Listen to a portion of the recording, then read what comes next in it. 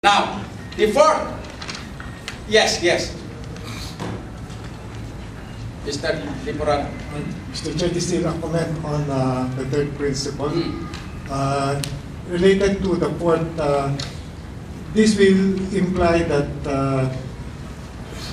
the principle will imply that we are going to an existing budget. What I mean to say is, can we insert a provision for an increase for the budgets of the regional offices to incorporate programs, projects that are on top of the existing, considering the, as mentioned by Director Nadu, that we have had since we are already neglected by the national government, then therefore we should add on top of the statement that says the belong shall continue to be provided needs of the regional agencies, so we can add on. Another point, Mr. Chair, can we get out of the box of the statement regional governor, because we have not yet defined the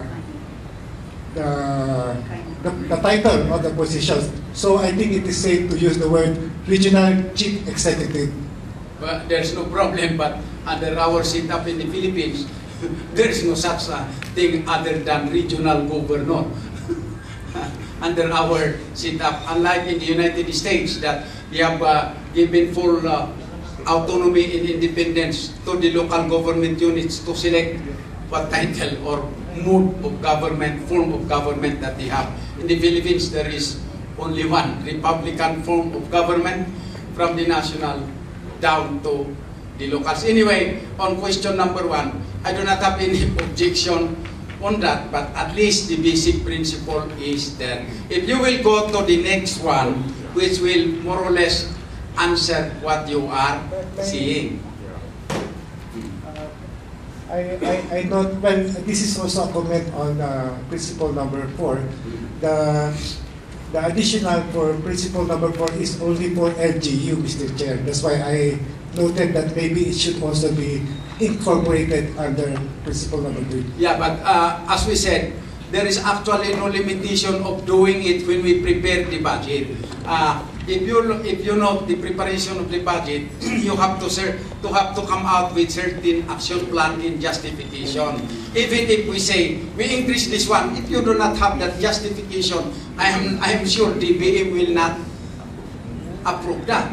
So let us do our homework. Of course, our aim is to increase our own the budget of our line agencies, but there are certain criteria and procedures to follow that can convince the national government, particularly DBM, to agree on an increase of the budget of the line agencies. So, as I said, I do not have any objection. The point here is that the national government shall continue to provide the budget for the line agencies as well as for the salaries and benefits of the regional officials and employees.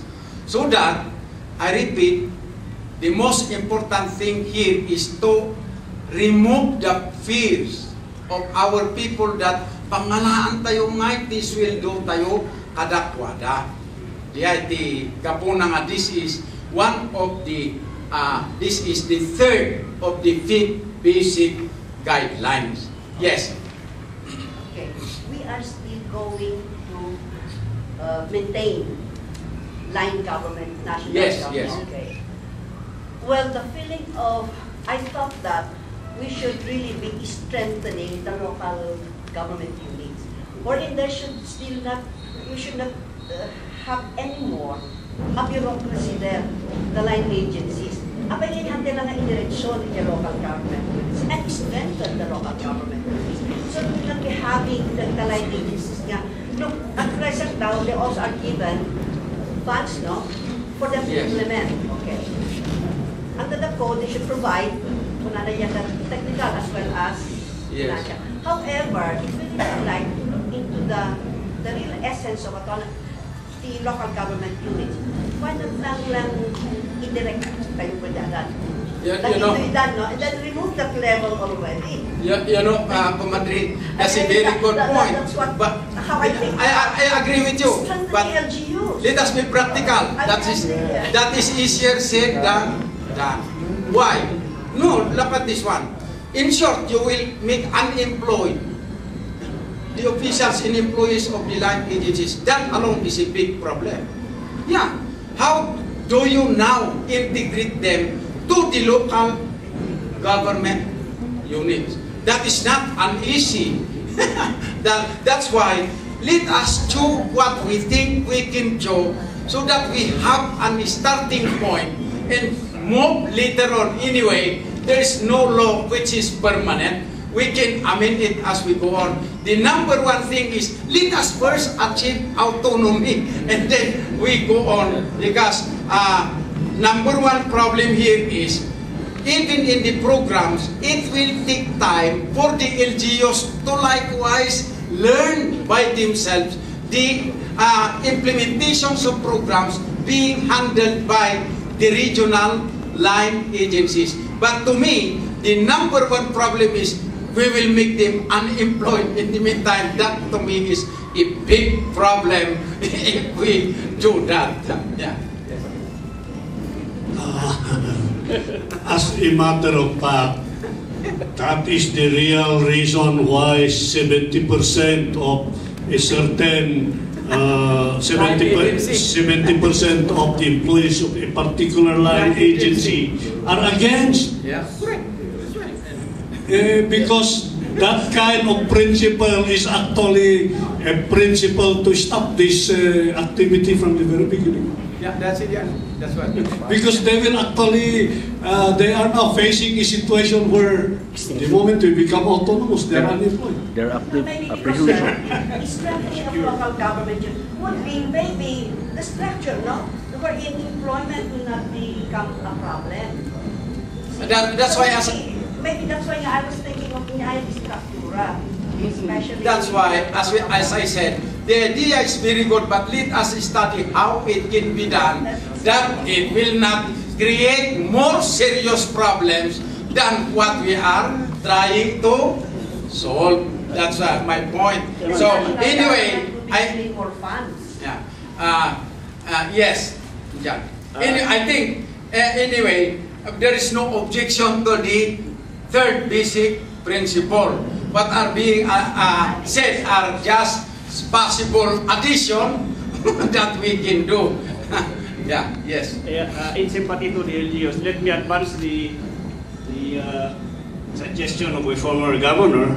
Sabi niya, the problem dyan is devolve nga, pero hindi na devolve yung finances, yung technology. Siguro that's one thing we can study later.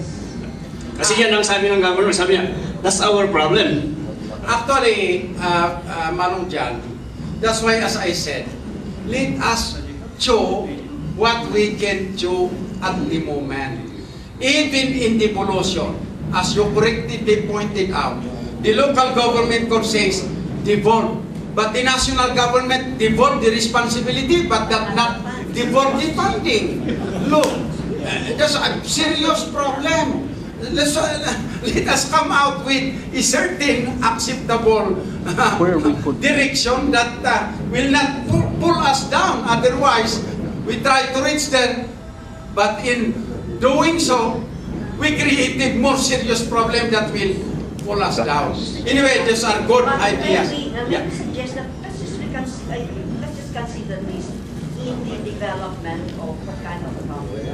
We said yes. We said yes. My point is, we must have a starting point, because again, we have to do it slow by slow. We cannot just do it abruptly. That will create more problems. Agreed na, well, let us study that as we go on.